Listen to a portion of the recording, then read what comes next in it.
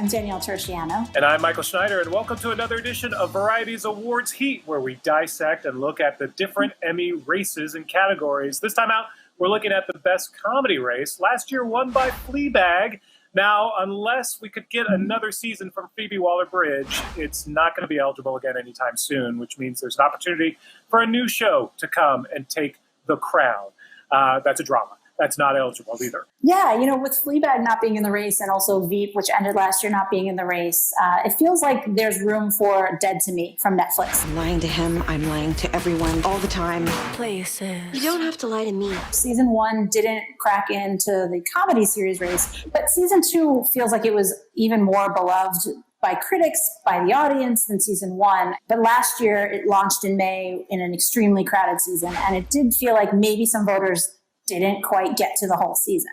This year, season 2 came around in May again, but the window's extended and they had season 1 behind them. And it feels like there might be a little bit more of an awareness of what the show is. And it's a very dark show. So it's, not your typical comedy, but it definitely fires on all cylinders. Yeah, and I think also the twists and turns. It's a very bingeable show.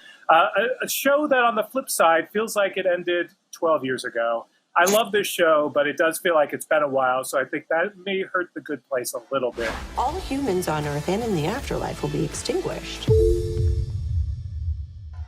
But we do have Ted Danson, and he is America's treasure. And if anything, once people remember what a great show this was, I think it'll still really give it a strong possibility for nomination. I also want to highlight Insecure on HBO. Issa D's office, please hold.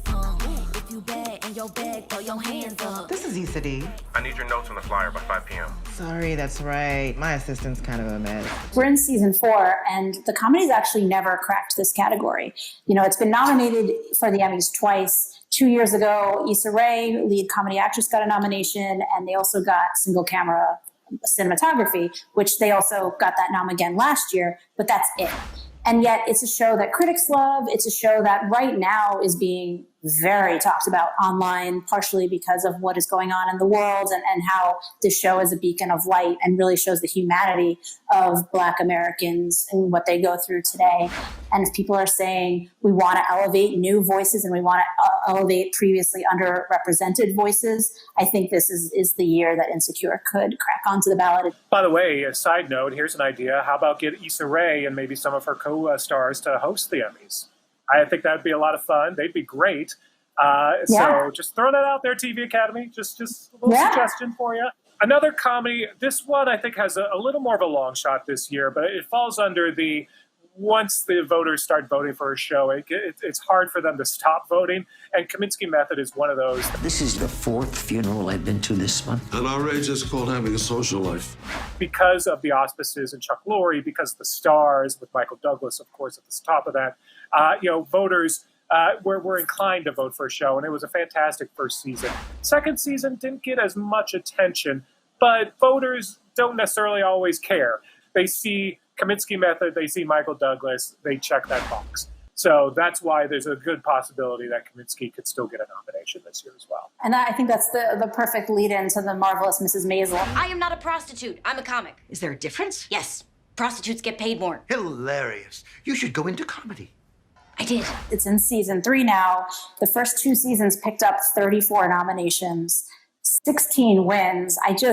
It feels like an unstoppable force. And just to see it now in its 3rd season and to see it expand its cast again, it just feels like that show is one of the front runners again. I think it helps that it's been nominated a lot before, and it helps that it's something familiar for the audience. But it is a show about a stand-up comic, and there are a lot of jokes. And I think that still matters to a lot of voters. And speaking of a show that is comic, light, fun, that people really embrace, Schitt's Creek.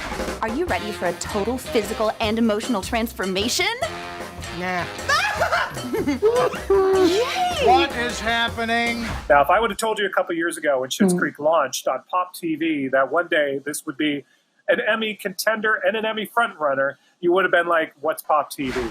But nonetheless, Schitt's Creek has become such a phenomenon, and it is such a joy to see a show, grassroots, turn into a phenomenon with such an amazing cast. This is such a feel-good story, and this is the final season. And I think voters they're going to feel good in clicking that box. And so nomination, no doubt, but it is automatically also just a front runner overall. And that's going to be pretty amazing to watch, sort of the end of the line for this show get the kind of attention that who would have thought it would have gotten a couple years ago. Yeah, you know, what's funny, you know, Schitt's Creek ending, Good Place ending, and yet here comes a new show, Space Force, on Netflix. If we don't get this right, it'll be the most cataclysmic failure in the short history of Space Force. Come on, Dad. You can do it. And as much as those two shows ending feels like they give them a bump in the race, I feel like Space Force has a little bit of a bump because it's new as well. It's from Steve Carell and Greg Daniels, and that's a beloved team from The Office. The Academy nominated them many times over in that show's history when it was on NBC, and now they're back with a streaming show that, let's face it, Netflix is putting a lot behind, and they really are fighting to get this show nominated. So it's going to be visible for the voters. And critics, it's a mixed bag, but at the same time, as you mentioned, does that matter? You know, if it's super visible and if they love Steve and they see Steve's name in multiple areas on the ballot because he's also up for the morning show, maybe that all helps. Maybe this new kid can push through. Yeah, definitely. So let's talk about our picks now. So Danielle, what would you like to see on that ballot? I want to go light and I want to go dark. And so for the light, I say Schitt's Creek. For the dark, I say Dead to Me. Schitt's Creek is in the end of its run, but has just been churning out pure joy for as long as it's been on Pop TV. And on the flip side, the dark is Dead to Me. It does things that you would not expect from a half-hour show. And as you mentioned earlier, it's extremely bingeable and it delivers twist after twist. And even if you think you know where it's going, you're usually wrong. So those are my two picks. So my pick is actually a show that is just bubbling under. It's a contender as well. Better Things. Mom, I want to create a dating profile for you. Oh, what? Like Bumble or Raya or something. No, thank you. This was another standout season. It's almost like an indie film every week. You never know what you're going to get. Every week it's a different kind of story. The tone might be different. The music might be different. Where they're focusing on. It's always sort of just a nice, pleasant surprise. Shout out to Pam Avon, once again, like finding new ways to shock us, surprise us, entertain us, and give us something really to really hold, watch, and enjoy. Welcome to my midlife crisis!